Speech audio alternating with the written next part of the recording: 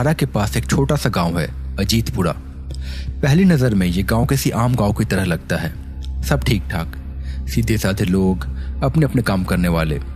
पर जब इस गांव को करीब से देखा जाए तो इस गांव में एक अजीब सा राज छुपा हुआ है। कुछ है ऐसा जो इस गांव पे एक श्राप बन के मंडरा रहा है।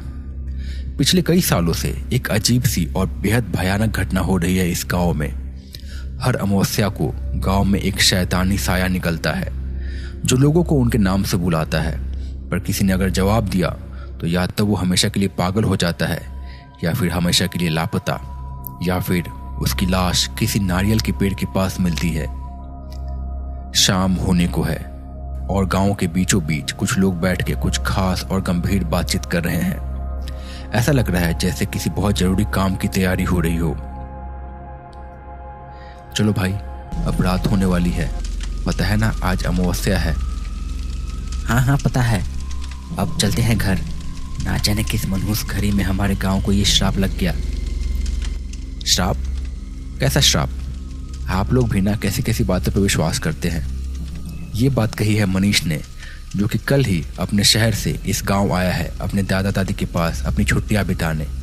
दादा दादी कई दिनों से उसे बोल रहे थे कि हमारे पास आओ और हमारे साथ वक्त गुजारो, इसीलिए वो कल ही शहर से अपने गांव आया है। पर उसे गांव के बारे में ज़्यादा कुछ नहीं पता। अरे मनीष भाई, तुम इस बात को हल्के में मत लो। गांव के कई लोग इस बात को झेल चुके हैं और झेल रहे हैं। तुम्हें पता भी नहीं है कितना भयानक है ये। पर आखिर होता क्या है? अरे कुछ नहीं होता। अब अपने अपने घर चलो सब। और हाँ मनीष, रात को कोई अगर आवाज़ दे तो घर के बाहर मत जाना बस। मुझे पता है तुम इन सब बातों पे विश्वास नहीं करते हो, लेकिन चोर लुटेरे भी तो हो सकते हैं ना गांव के आसपास, तो बाहर मत जाना बस। ऐसा कह के सब अपने अपने घर चले गए।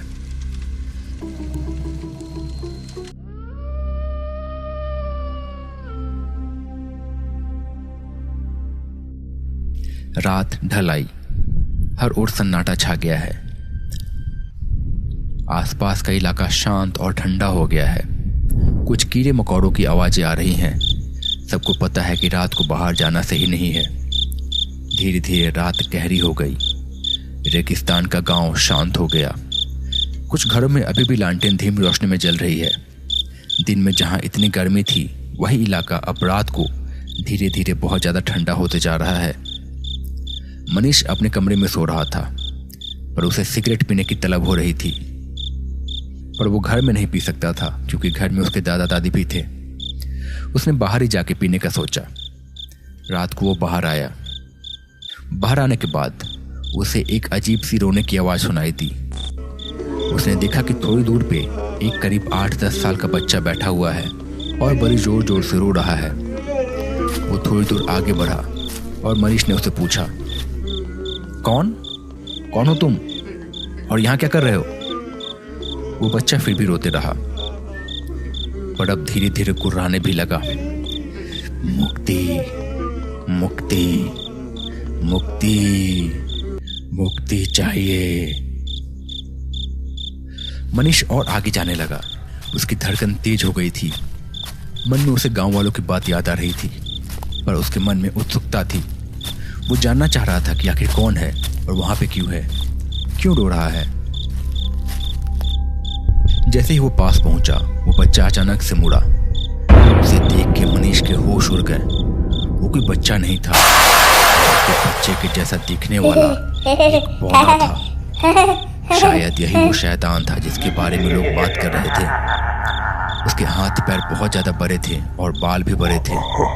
सिर और मुंह बड़ा सा था और बहुत भयंकर था।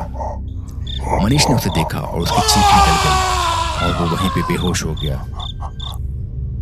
जब उसकी आंखें खुली तो उसके दादा दादी उसे घेर के खड़े थे। उन्होंने उससे पूछा कि क्या हुआ, पर मनीष ने बताया कि शायद कमजोरी की वजह से उसे चक्कर आ गया। उसके दादा दादी ने भी बात को नजरअंदाज कर दिया। पर अगले दिन से उसकी तबीयत बहुत ज़्यादा खराब रहने लगी। उसे लगने लगा कि हमेशा उसके सर में दर्द रहता है, बदन अकड़ा हुआ लगता है। धीरे धीरे मनीष बहुत ज़्यादा कमज़ोर होने लगा। उसने खाना पीना भी बंद कर दिया। धीरे धीरे उसे देख के ऐसा लगने लगा जैसे वो झुकता जा रहा है। उसका कद धीरे धीरे कम होते जा रहा है। मनीष के दादा दादी सोच में पड़ गए। उन्हें समझ में आ गया था कि कुछ तो गड़बड़ है उसके साथ। उन्होंने पास के गांव से डॉक्टर को बुलाया। डॉक्टर ने देखा और कहा, समझ में नहीं आ रहा कि क्या हुआ इसे। सब चीजें नॉर्मल है, सारे रिपोर्ट भी सही आए हैं, पर फिर भी इसकी हालत इतनी ज्यादा खराब क्यों हो रही है। खैर, इसका ख्याल रखिए। कुछ दवाई लिख देता हूँ, समय पे देते रहिएगा। मैंने इसके लिए कुछ और भी टेस्ट लिखे हैं, वो करा लीजिए। मुझे उम्मीद है कि शायद इन दवाओं से ही ये ठीक हो जाएगा, वरना आगे के टेस्ट देखने पड़ेंगे। ऐसा कह के डॉक्टर वहां से चला गया। मनीष के दादा दादी उसे देखते रह गए। अगले दिन उसके दादा ऐसे ही सुबह सुबह गांव के सरपंच के साथ बैठे हुए थे। गांव में अक्सर लोग एक दूसरे के पास बैठ के बातें किया करते थे। सरपंच जी, मेरे पोते की तबीयत बहुत ज्यादा खराब हो गई है। समझ में नहीं आ रहा है कि क्या करूं। डॉक्टर को दिखाया, वैद्य को दिखाया, पर उन्हें भी समझ में नहीं आ रहा है। किसी और को दिखाना पड़ेगा फिर। उसकी तबीयत में कोई सुधार है कि नहीं? कहाँ कोई सुधार है? दिन पे दिन उसका शरीर जैसे गला जा रहा है। पता नहीं क्या हो गया है उसे। अच्छा, आपके बेटे की भी तबीयत खराब थी ना कुछ साल पहले? मुझे याद है कि उसकी तबीयत भी बहुत ज्यादा खराब हो गई थी। आपने किस डॉक्टर को दिखाया था? मुझे भी बता दीजिए, मैं भी उसे दिखा लूंगा। सरपंच ने थोड़ी देर सोचा और कहा, देखो, कभी कभी ऐसी चीजें डॉक्टर वैद्य के समझ के परे होती हैं। मेरे बेटे के साथ भी हुआ था ऐसा कुछ, पर तब मैंने कोई और रास्ता अपनाया था। पर उसके बाद मैं एकदम चुप हूं इस बारे में और कभी बात नहीं करता। पर अब तुम्हारे पोते की जान की बात है तो तुम्हें बताता हूं। गांव के दक्षिणी कोने पे एक तांत्रिक है। आज रात को उसके पास चलेंगे। हो सकता है वो कुछ मदद कर दे। मेरे बेटे की भी जान उन्होंने बचाई थी।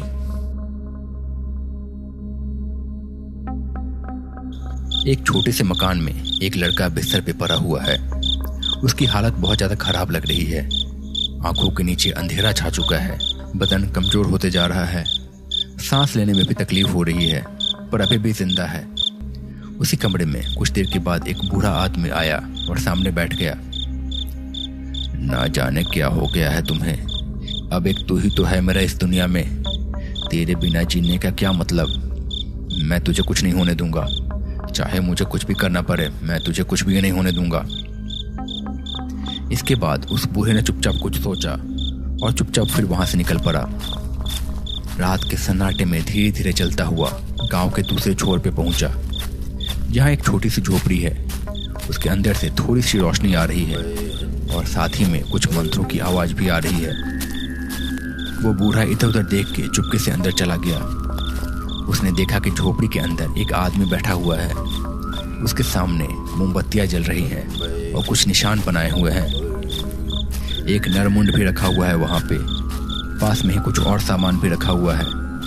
वो आदमी किसी तांत्रिक के जैसे लग रहा है। ऐसा लग रहा है जैसे किसी बहुत ही गंभीर सिद्धि में लीन है। बुढ़े ने उसके पास जाके कहा, महाराज महाराज महाराज, मदद कीजिए महाराज। बड़ी मुसीबत में हूँ, मेरा सब कुछ लुट जाएगा। बचा लीजिए महाराज, बचा लीजिए। उस तांत्रिक ने अपने आंखें खोली और बोला, कहां से आया है? महाराज, अजीतपुरा का ही रहने वाला हूं। आपके गांव का ही हूं महाराज। बचा लीजिए महाराज। तांत्रिक ने उसकी बात सुनी और फिर आंखें बंद करके धीमी आवाज में कुछ मंत्र पढ़ा, फिर अपने आंखें खोली। मैं समझ गया कि तू यहाँ पे क्यों आया है, लेकिन मुश्किल है, बहुत अधिक मुश्किल है। तेरा बेटा सच में बीमारी से ग्रसित है और अब बस कुछ ही सांसें बची हुई हैं उसकी। इसमें मैं क्या करूं? डॉक्टर वैद्य को नहीं दिखाया? दिखाया महाराज, सबको दिखाया। जयपुर से दिल्ली हर जगह लेके गया। आधे से ज्यादा खेत बेच दिए इलाज में, लेकिन सभी ने हाथ खड़ा कर दिया। अब बस आपका ही सहारा है महाराज, बचा लीजिए। तांत्रिक ने फिर कुछ और सोचा और कहा, देख, तेरा बेटा अंतिम सांसें ले रहा है। इसकी जीवन शक्ति खत्म हो रही है। एक काम मैं कर सकता हूँ। लेकिन ये प्रकृति के नियम के खिलाफ है और ये तामसिक तंत्र है। महाराज दया कीजिए, मेरे बच्चे को बचा लीजिए। मैं जो कुछ भी हो करूंगा आपके लिए, बस बचा लीजिए उससे। अभी उसने दुनिया भी नहीं देखी है ठीक से। तांत्रिक ने फिर कहा, इसके लिए मुझे किसी और की जीवन शक्ति छीन के तेरे बेटे में डालनी होगी। रह पाएगा इस मन के बोझ के साथ? बोल, किसी और के बेटे को मार के अपने बेटे को खुश देख पाएगा? मैं कर लूंगा महाराज, मैं सब कुछ देख लूंगा, मुझे सब मंजूर है, बस आप उसे बचा लीजिए। ठीक है, मैं करूंगा, पर तू गांव का सरपंच है, इसके बदले तुझे तेरी आंखें मूंदनी होंगी। मैं कुछ भी करूं गांव में, कोई भी साधना करूं, तू कुछ नहीं बोलेगा और इस रात का जिक्र किसी और से कभी नहीं करेगा। अगर किसी से तूने कुछ बोला तो तुझे पता है मैं क्या कर सकता हूं। मुझे मंजूर है महाराज, सब मंजूर है। ठीक है, कल इसी वक्त आना फिर से यहाँ पे, मैं संभाल लूंगा, पर अपना वादा मत भूलना, वरना तुझे पता है ना मैं क्या कर सकता हूँ। हाँ महाराज, आपकी जय हो, आपकी जय हो।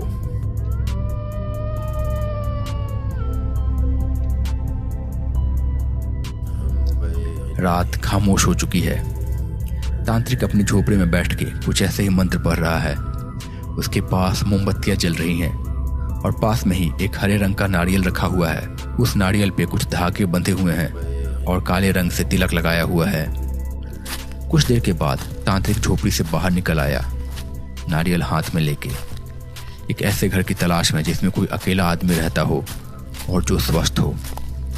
कुछ दूर टहलने के बाद वो एक घर के पास पहुंचा। ये घर टिंकू बौने का था। गांव के लोगों ने इसे पूरी तरह से अपनाया नहीं था और उसके माता पिता नहीं थे। अपने छोटे से घर में वो अकेला रहता था।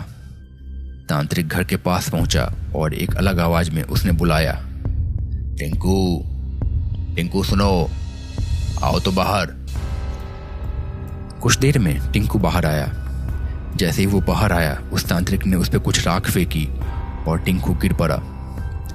फिर तांत्रिक ने मौका देख के उसका गला रेत दिया और फिर नारियल को उसके पास लेके गया। फिर वो चुपचाप अपनी झोपड़ी में लौट आया। उसके कुछ ही देर में गांव का सरपंच वहां पहुंचा। ये लो नारियल, इसे अपने बेटे के पास लेके जाओ, इसका पानी अपने बेटे को पिला देना, वो ठीक हो जाएगा, पर अपना वादा मत भूलना। सरपंच ने नारियल ले लिया और ले जाके अपने बेटे को पिलाया। अगले दिन से उसके बेटे की तबीयत ठीक हो गई, पर टिंकू बौने की लाश जाने कितने दिनों तक वहीं पड़ी रही। गांव के दक्षिणी कोने पे एक तांत्रिक है, आज रात को उनके पास चलेंगे, हो सकता है वो कुछ मदद कर दे। मेरे बेटे की जान भी उन्होंने बचाई थी। हाँ ठीक है, इस समय तो जो भी सहारा दिखे अच्छा है। रात फिर से घिर आई। सन्नाटे में धीरे धीरे वो लोग किसी तरह से तांत्रिक की झोपड़ी के पास पहुंचे। अपने साथ जैसे तैसे वो लोग मनीष को भी लेके गए थे। उनके साथ एक और आदमी भी था जो कि सरपंच का वफादार था। सरपंच झोपड़ी में गया। उसने देखा कि वो तांत्रिक चुपचाप झोपड़ी में बैठा हुआ है, पर अब वो थोड़ा बूढ़ा हो चुका है, बाल सफेद हो चुके हैं और थोड़ा कमजोर भी लग रहा है। महाराज, महाराज नमस्ते, कैसे हैं आप महाराज? तांत्रिक ने उन्हें देखा और कहा, कौन हो तुम और इस वक्त यहाँ क्या कर रहे हो? महाराज, आपको याद होगा कुछ साल पहले मैं आपके पास आया था। मेरे बेटे की तबीयत बहुत ज्यादा खराब थी, आपने उस वक्त मेरी मदद की थी। हाँ, याद आया मुझे, पर मुझे ये भी याद है कि तुम्हारे बेटे को बचाने के लिए मुझे क्या करना पड़ा था, पर अब मैंने ये सब छोड़ दिया है। उस दिन के बाद से इतने साल मैं जैसे तैसे बचते आ रहा हूँ, खुद में उससे छुपता फिरता हूँ। वो आत्मा मेरी तलाश में है। चले जाओ यहाँ से, चले जाओ। पर महाराज, मेरे पोते को देख तो लीजिए एक बार, मैं उसे लेके आया हूँ साथ में। तभी उस कमरे में एक आदमी मनीष को लेकर दाखिल हुआ। तांत्रिक ने उसे देखा और सहम गया। दूर करो उसे, दूर करो इसे, हटाओ इसे, ले जाओ इसे यहाँ से। ये मुझे नहीं छोड़ेगा, ये मुझे नहीं छोड़ेगा। भगाओ इसे यहाँ से, भगाओ। सरपंच और मनीष के दादा को समझ में नहीं आया कि क्या हो रहा है, पर धीरे धीरे सब साफ हो गया। धीरे धीरे मनीष के कंधे पे उन्हें कुछ नजर आने लगा, एक बेहद भयानक सा बौना शैतान।